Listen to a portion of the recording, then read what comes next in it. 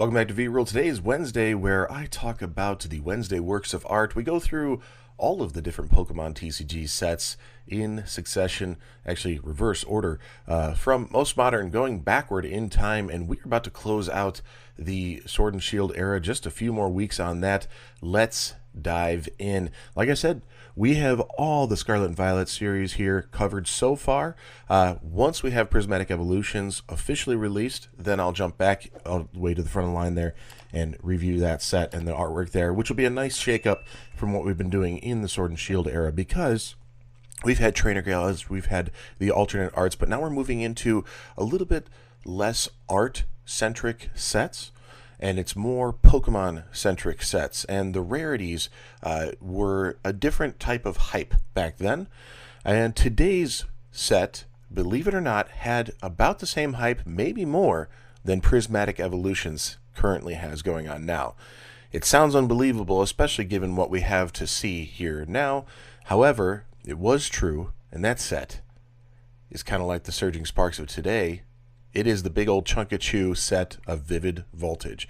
This was the Pikachu set of the Sword and Shield era.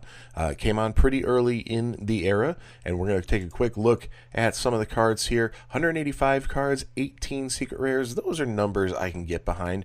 We have a decent main series set, and then a handful of secret rares. It's just getting a little too difficult to master sets these days.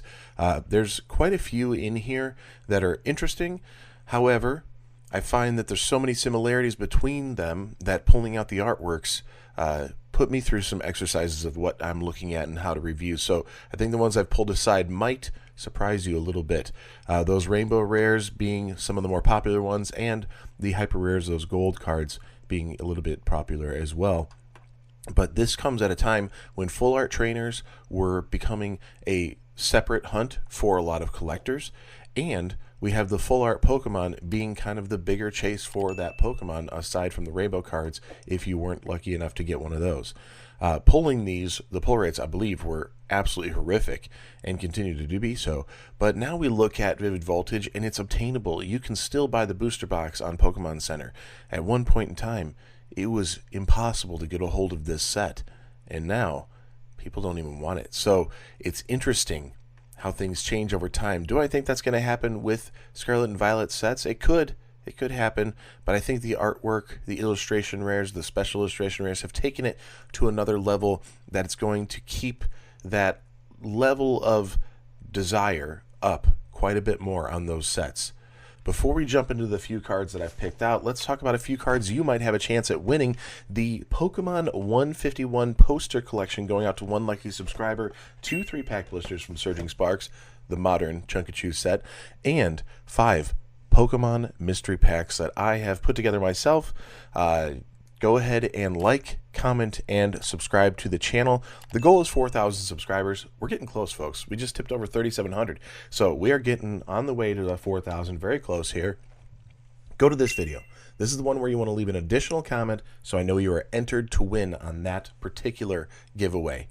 Let's get back into this. While it seems the more obvious picks would be at the latter end of the set, I actually went into the main set series itself here, and the Dialga stood out to me for such a simple card, and the price point on this is mostly nothing, 30 cents or something. It's nothing. It's just a straight up rare. I believe that it comes in holo or non-holo. I can't remember for sure, but it's just a straight rare, very simple to get a hold of, but the artwork is actually quite fantastic. We have a pretty small frame to work with. Like an illustration rare or a special illustration rare, alternate arts, we'd be looking at the entirety of the frame, and the words kind of fall into the background in our view there because we have so much content to be absorbing. But when we isolate it to just this little picture window, this is how it all began, folks. This is how Pokemon told their story originally, and it was even less to show. It was just straight Pokemon on a background, and some of those cards still hold up today because of the nostalgia, because of the age of when they came out, and they were a product of their time, as is this one, the Dialga, a product of its time here in this particular set for Vivid Voltage. Set symbols became difficult to remember all of them because there's so many, but prior to the Sword and Shield era, prior to the Scarlet and Violet era, where we have an abbreviated stamp of that set name, we have set symbols, and Vivid Voltage was one of the ones that I had easy recognition because it formed a V. Some of these other ones I still have trouble figuring out what they were. However, Dialga in the window here, I don't know if we're seeing that flash of destruction move in the midpoint of it, but we got this cracking of the earth here, the shooting out sparks, the flames behind, the rocks bursting away. Are we in a move set here that Dialga's performing, showing his strength, or are we being attacked here and that's the explosion coming over and he's huddling down? It's actually kind of hard to tell which direction we're going here. I'd like to think that for such a legendary Pokemon, Dialga is performing the move set and really shaking things up and giving this really dramatic scene out of here. The interesting little context here, the compositional elements we can look at, there's a nice simple diagonal from the top left here down to the bottom right, so it follows a very simple format, especially in English, for how we read, top to bottom and left to right. So we start over here reading out and going to the eyes. That's more natural flow, meeting at the face of the Pokemon, or if it were a person, you meet at the face of the person, looking them in the eyes, and then you follow the body, that long neck down here, looking into the action of what's going on, and then following around with these arches of the legs, bringing you further all the way through the photo. So while I guess illustration, it's not a photo, but the fact that so much of this story can be told so quickly, there's not a whole lot of scenery going on, but what is available is pretty impactful. And it makes for an interesting artwork, and just trying to isolate my critiques into some of these cards is a little bit of a fun exercise, just to see how easily we pass up on cards like this and say they're only worth 30 cents, where this little bit of art is actually pretty cool. So if you're a Dialga collector, this would be one to have for sure, and it's a nice little statement piece of Dialga and what that Pokemon is capable of. We gotta talk about the Chunkachu. I mean, right here behind me, I got Chunkachu. There's one off to the side over there, you know, like Pikachu's the mascot. Surging Sparks just came out, and we have all sorts of people going nuts for that SIR Pikachu, and quite frankly, the artwork there is similar to this. It's not doing much for me. It's just a Pikachu. However, it's the mascot. Pikachu is the mascot. You have the rarity of the card, and the rainbow rares were extremely difficult to pull. Not only that, there were several of them. All right, what do we have? 8, 12, just shy 11. We have 11, 12. There it is. Okay, I thought we had 12. So we have 12 rainbow rares in here. So if you're pulling one every 2, 3 booster boxes, something like that, guess what? Chances are it's not going to be the Pikachu. This thing was floating around like $150 for a long time, and that was a pretty crazy price, especially on a rainbow rare, because none of them were pushing up over $100. But this was the chase of the set. This is what set everybody off. This is what made the set go wild and crazy. The FOMO was insane. The price points were nuts. The ability to find Vivid Voltage in stock was really difficult, and that lasted for a long time. I remember when they came back with the ETB and everybody was going nuts just trying to find it on that restock. I myself was going crazy, but I held out, and I didn't do anything over MSRP, so I waited and waited, and then I found a deal. MSRP for an ETB was $40. I think I found a deal for $32, and I swooped it up, got 2 of them, and I've left them sealed because I didn't want to open it. And now I think they're still available and not hard to find at about $40. So interesting to see how times have changed, that you can still get a Vivid Voltage ETB, you can still get a Vivid Voltage booster box, and you still have a chance at pulling that Rainbow Rare Pikachu. However, pulling it is so difficult, I'd just go buy it single. If you really want it in your Pikachu collection, or you have an affinity for these Rainbow Rares, there's not much to say on the artwork. It's a big Chunkachu. He's set in a rainbow, got that little Pikachu smile. Who doesn't love it? And it's simple, it's clean, but it's worth talking about because it is the chase of the set. And this image doesn't do us any justice to show the texture. The texture is actually pretty cool, and it does add another layer to these rainbow rares. Swoobat. No one would expect this to be pulled out, a Swoobat. I didn't expect it to be pulled out, but we're a few brushstrokes away from looking like the Latios out of Surging Sparks, aren't we? I mean, we have that beautiful, dramatic sunset over the water, a little bit of scenery there, and then the Pokemon front and center.